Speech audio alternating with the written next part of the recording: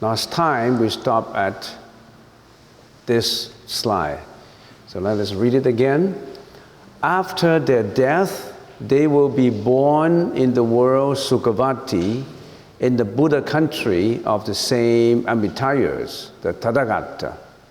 In the previous lecture, we said anybody who wholeheartedly chant Namo Amitabha 10 times before departure from this world with no topsy-turvy thought, with concentration, with equanimity of the mind, then after they die, they will be reborn in the Pure Land because they're alaya consciousness, or somebody called it the soul, or somebody called it the Bardo stage. That they will be received by Amitabha into the Pure Land, in the land of happiness, in the Buddha country of the same Amitayas. Amitayas is another name for Amitabha, which means immeasurable lifespan or longevity. The Tathagata is another name, another epithet for the Buddha. Therefore then, O Sariputra, having perceived this cause and effort, I with reverence say thus: every son and every daughter of a family ought with their whole mind to make fervent prayers for that Buddha country. Sakyamuni Buddha introduced this shortcut to get away from reincarnation, to be reborn in the Pure Land after we die. We all have to die anyway. So after we die, usually we reincarnate with our karma. But in this case, if you practice chanting Amitabha all the time, and at the juncture of death, you don't have topsy-turvy mind, no confusion, then you go to that land of happiness, the Pure Land, or somebody called it the heaven. Sakyamuni Buddha said, that's an expedient way, every daughter and son of a family with their whole mind to make prayers to go to that Buddha country. So this is an expedient way of the practice. Usually practice, we depend on our efforts. We have to be awakened. We have to be enlightened. We enlighten ourselves, we attain nirvana in order to be away from reincarnation. But in this case, you not only rely on your own efforts, also rely on the wish and the efforts of Amitabha, the Buddha there, who opened his arms to help you at the juncture of death. As long as you have that transmission of mind, as long as you have that concentration of mind, which you need to practice not at the junction of death, at the juncture of death, because at the juncture of death, you'll be so confused sometimes that you cannot gather yourself. You have to practice when you are healthy, not when you are dying. So that's very important. So at this moment, since we have some beginners in here, it is important to mention again, where do we come from? We're talking about death. We were born and then we died. Where do we come from? How come we have to die? How come in the process of the birth, our birth, and between birth and death, there's so much suffering. We've gone through, we've experienced so much. Partially we're happy, and most of the time we may be unhappy, and sometimes we go for agony and sufferings. What's the reason for all this? Why do we have to practice Buddhism? What is the objective of practicing Buddhism? We've got to know about all these things. In order to know about these things, in order to know about this philosophy, the reason behind the practice, the reason behind why we have to follow the Buddha, why we have to awake, why do we have to awake, to wake up? We are dreamers. We are in a big dream, the dream of life. We have to wake up. So what are these? So let's do some reiteration of what we lectured about in the past, which is quite important. We are right now in samsara. We're talking about death, right? We are right now in samsara. We are in the cycle of life and death. You and I, we, all of us. Not only do we have this present life body, we also have previous life's body. And if we keep on reincarnating, with our karma will go into the next life. So it's the past, the present, the future, a past life, a present life, and a future life, and reincarnate in a cycle, and we call it the samsara, the cycle of life and death. Finally, we have to die and reborn again, we die and born again. What's all these behind? Rebirth in samsara of sentient beings according to their good or evil actions in their previous lifetime. In other words, everything that you do, or your thought, every action, every thought, every speech, all that add up to karma. And what we are experiencing now, if we take that as the effect, is because what you have done in the past. Last year, 20 years ago, or yesterday, or even in previous lifetime, mostly in previous lifetime. We have been accumulating our karma since many, many lifetimes ago. So some people were asked, then, what did I do in my previous life? I don't know. You should know. Why? Because what you are experiencing now, the effect, is because of what causes you have sowed in your past. So if you are healthy now, you're rich, you're healthy, and most of what you do are quite happy or according to your wishes, that's because you have done all these causes that make you happier, that make you healthy, that make you rich, that make you born in a rich family. Nothing is without a reason. That's what you have done in the past. Why are some people short life? They die at young age. Why are some people unhealthy? Why are some people always get sick? Why are some people have a broken family? Some have abused childhood. Some have a happy childhood. Why are some people suffering? It's because of what they have done in the past. They created their own karma. So the Buddha said, watch your karma. Watch every thought, every action, and every speech, because that adds up. That's an accumulation. Because of what we have done, then we are reborn again and again and again in every lifetime in 6 paths. Hell, animals, and hungry ghosts. That's the vicious realms. Asuras, devas, and humans are in non-vicious realms. Most people were born into the 3 vicious realms, the hell, the animals, and the ghost realm. The fact that we're a human realm is because of what you have done in the past that makes you become a human. Not God. Not God makes you become a human. Or not God push you down to hell. And not God who push you up to heaven. If God can exercise that right, He would have given everybody the right to go to heaven, not going down to hell, not going down to animal realm, not going down to hungry ghost realm. Because God will only create something good for you, not creating something bad for you. It's you are your own God. You created all this yourself. Then what is responsible for rebirth? Your karma. Your action, your speech, your thought of the past and present lives that have become latent energies for the reincarnation. There's latent energy in everybody. And we call that karma. That latent energy is latent with what? Not only with bad, with good karma too.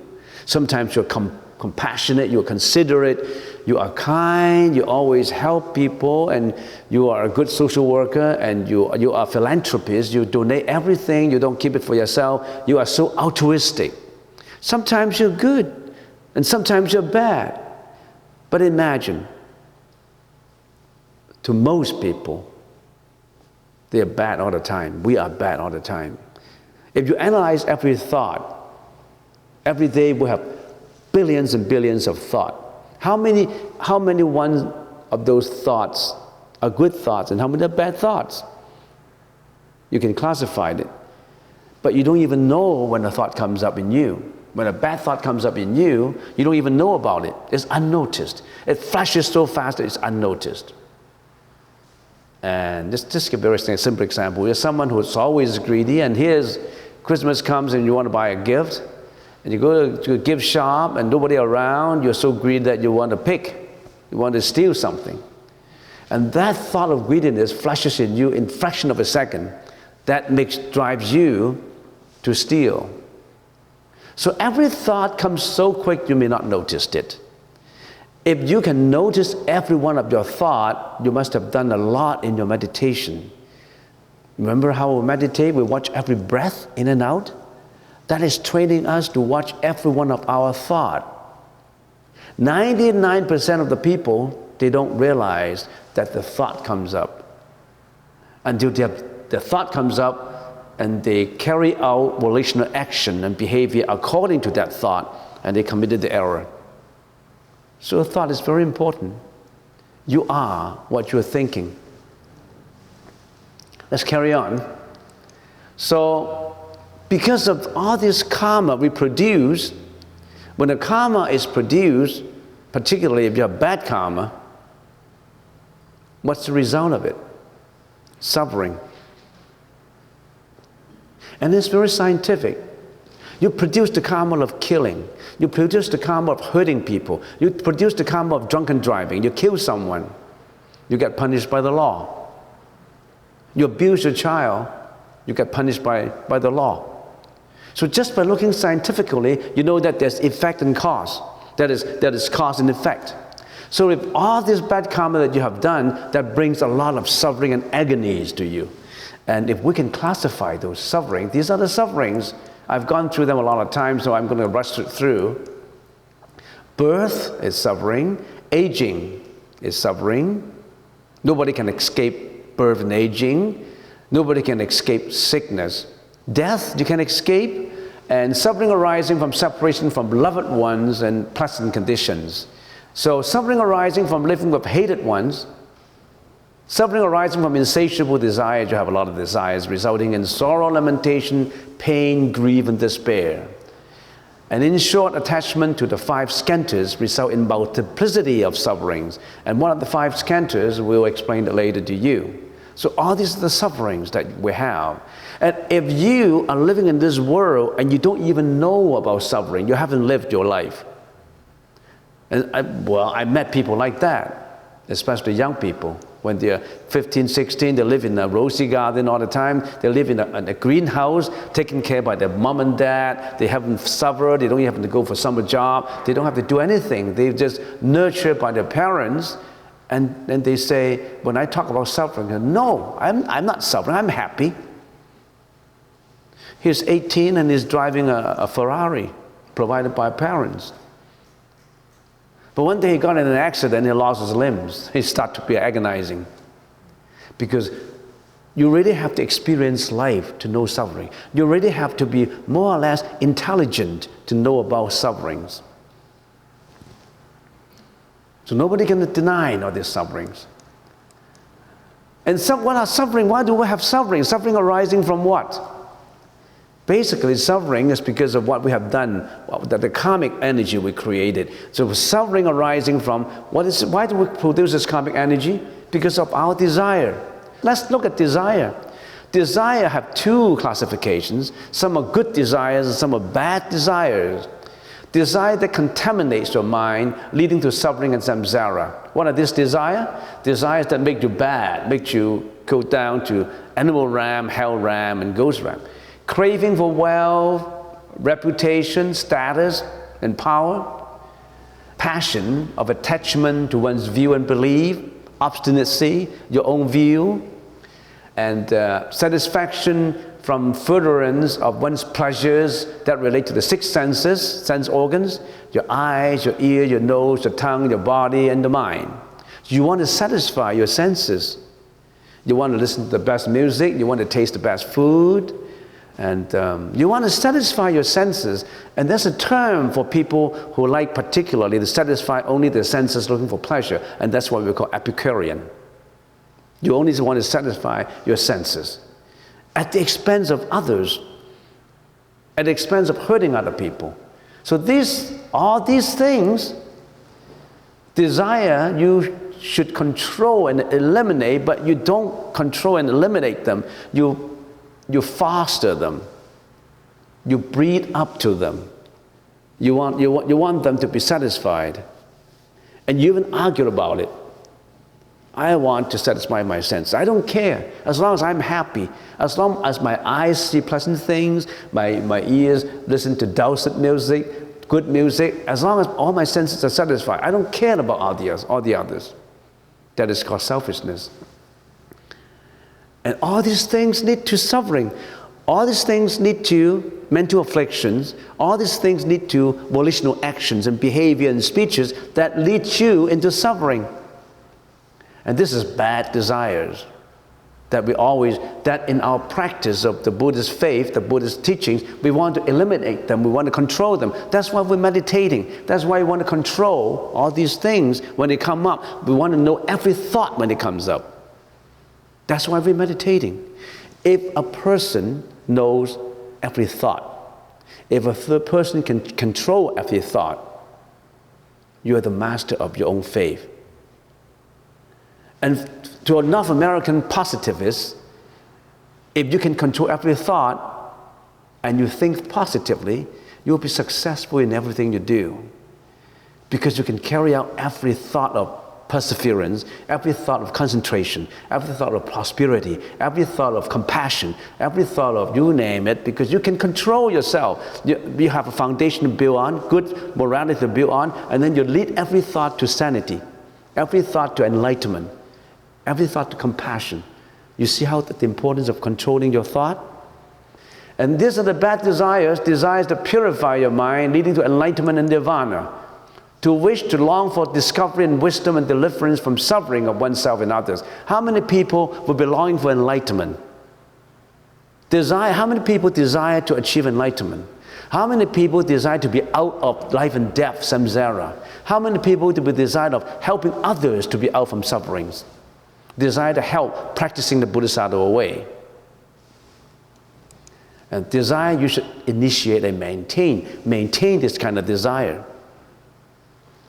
So up at this point, beginners, what is Buddhism? Is it about kneeling and prostrating to Buddha and say, Buddha, give me all the blessings? You are your own Buddha. The Buddha is right inside of you. Do you want to unravel that mystic, powerful, unbelievable, immeasurable power in you? And we call it the Buddha nature. You've got that. It's just being covered by all the dirt and pollutants. Can you work on removing the pollutants? Or you don't really care, you want to add on pollutants? It's up to you. I have explained to you, to all of us, and we can bring it up for discussion when you're asking questions at lunchtime. Why do we come to this world? Why do we get reborn? We have no say. Who has the say in it? Your own karma. The karmic energy pull you to where you should belong based on causality, based on circumstances. Who created these circumstances? You. You create all the conditions for yourself to go down to hell, or to heaven, or to humans, or to animal realm. This karmic energy, the latent energy in you, we call it karma, good, bad, or neutral, pull us to where we belong. Life after life and life after life. And when we're in that realm, we suffer. Because you cannot escape aging, sickness, death, separation from beloved ones, suffering arising from insatiable desires, suffering because of outer catastrophes, tsunami, natural disasters, wars, genocide, people commit suicide or homicide, and you open up the newspapers and see how these things happen. One genocide in a country about 15 years ago, rather, in Africa, in 3 months in the genocide war, 800,000 people were killed. In the Second World War, 25 million people, a rough estimate, were killed. Hitler eliminated 6 million Jews. In the cultural revolutions, I don't know, 6-7 million people were killed. In the Japanese occupation, the Japanese war in the Second World War, 15 million people, civilians, were killed. 3 million Japanese soldiers were killed. People kill each other. You don't call that agony. You don't call that suffering. You say, I am happy. I'm driving a Ferrari now. My parents gave me all this, and I'm in the Rosy Garden, and I'm gonna succeed a big estate from my parents, and I don't care. You look at the society with analytical mind. In some countryside, in some hilly territories of certain underdeveloped country or semi-underdeveloped country, a family owed a debt of $1,200 US dollars. They borrow $1,200 to buy seeds for plantations. They live in the hillside and they want to grow food, potatoes and yams and all that. And they borrow with high interest, and after a while add up to $1,500 and then add up to $2,000. And then some families sold their daughter to brothels just for $1,500. You don't believe it? You click into YouTube and say, what do you call that? Social workers in certain countries. There are social workers that go to those countries and save those girls. 13-year-old, 14-year-old, they were sold by their parents for $1,200 in Burma, in Thailand. You don't believe it? And they've gone through their whole life in a brothel. So much sufferings. And all these, you say, okay, they created their own faith. I don't need to help them. That's not what a bodhisattva should do. Because that compassion to be rendered, because the power of the compassion can change lives. So what did I say? I say, all this suffering arises, and we acknowledge, you have to acknowledge and know the facts of those suffering, and we must help ourselves and help others to remove all these sufferings. Are you satisfied with this suffering and say, I want to suffer, I don't care? Who wants to suffer? Put up your hand. If I say who do not want to suffer, everybody would have his hand. I don't want to ask that questions. But work at it. You don't want to suffer, you don't work at it. You just allow yourself to be suffering. And now, that's your first step. You look at the Buddhist teaching, you're trying to realize how good it is. You know how you change, you can change yourself. But how do you change? I'm going to give you a broad concept of suffering, of reincarnation, of karma, good karma, bad karma, of cause and effect. But in detail, how does this cause and effect comes out? How does this suffering created?